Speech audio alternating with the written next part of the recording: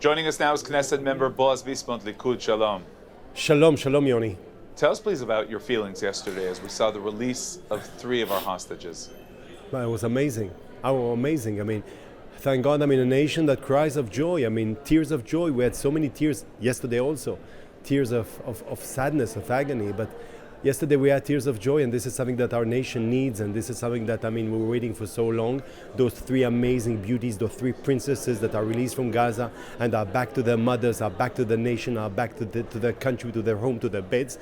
But at the same time, yesterday, I took the car and I went to the north. I went to Ma'alot, a city where there was a horrific terrorist attack in the 70s when I used to visit my family in Galilee.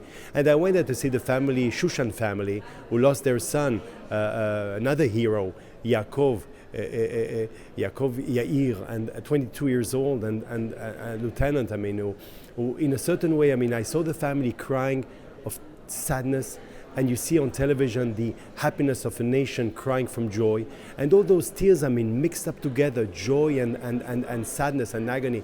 And that's exactly Israel since the 7th of October. Moments of where we feel so united and so proud, and moments where we're so sad. And this is what we are living right now. But I can tell you, this is a biblical event. This is something that is huge. It's bigger than us. It will take us time to understand. But the only thing we do understand in real time is that from this, how would I say, from this huge challenge that we have, we shall be stronger, we shall win. And the tears of joy that we had yesterday are thanks to the tear of sadness that I saw in that family in Ma'alot. The 3 amazing girls were released thanks to those amazing heroes we shall never forget. And how do you relate to the opposition to the deal, the price, the fear that this deal is a surrender to Hamas?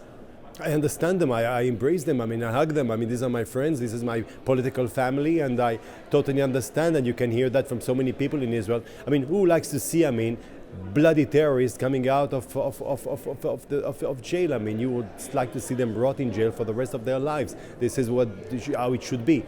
Yet, when I took the decision to approve the deal, is because of the main reason is that I know, believe me, I know that the war is not over, that we have objectives. One of the objectives, of course, is the release of the hostages, which is urgent. It's urgent. Yet, the war will continue. Our American friends know that perfectly well. Hamas cannot stay in Gaza, because if they do stay, there will not be faith from Israel to the government and to the Israeli army, A, and B, there is no more deterrence of Israel in the Middle East. And that is why we shall finish, to bring back the hostages, and then we go back to war. And this time, till the end, Hamas cannot stay in Gaza, neither military, neither diplomatically. Cannot. Many are claiming that this deal is only a result of Trump's pressure, not on Hamas, rather on Netanyahu. That is very unfair to Prime Minister Netanyahu, because, unless you would like to rewrite history in real time, President Trump, of course, contributes a lot, to the security of Israel as an American president, and we know how much, he's concerned, and of course we will never forget the Abraham Accords, which I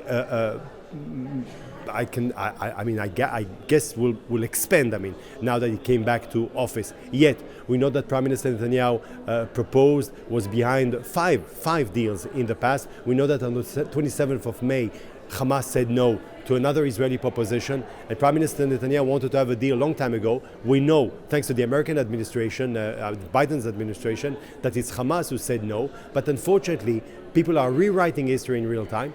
It is no secret that President Trump does not like wars. It is no secret that President Trump wanted those hostages to be released. It is no secret that President Trump contributes a lot to the security and to the, reputation of Israel in the world. We are so happy that he comes back. You know my support. I never as a journalist or as an editor-in-chief, hidden my support to President Trump.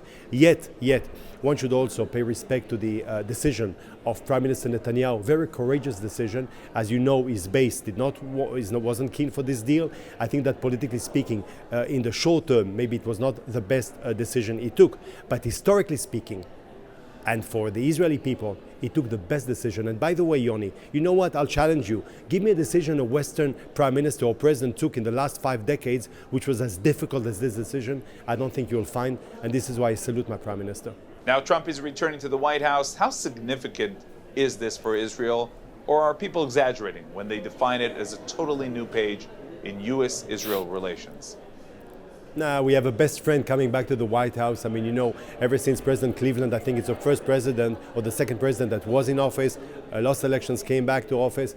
And so, I mean, in order to, concerning President Trump, I mean, look at the past and you'll understand the future. Or, you know, as people say, you write the future with the ink of the past. We know the 4 years in his administration, he was an amazing president, not only for Israel, for America and for the world. I repeat again, zero conflicts in the world. Abraham Accords, I mean, the guy is huge. I mean, I appreciate President Trump. He knows, I mean, I met him. I have so many hours with President Trump. I know him perfectly well. I know the love he has for Israel. And by the way, the love he has for people. Unfortunately, in his first term, I mean, you remember how he was described by opposition, by the woks. I mean, he was described as the evil. And today, look how much, I mean, people on the contrary are happy of him coming back. I think it's a very good news, not only for Israel. I think it's a good news for America and for the world. And concerning us, I do believe that when we are drawing a new Middle East, thanks to our heroes, thanks to our soldiers, thanks to our government, thanks to our decisions, I think that the contribution of the American administration will be huge. And don't forget, Trump is not alone. Look at all the people around him, from the ambassador in Jerusalem, Secretary of State, Secretary of Defense,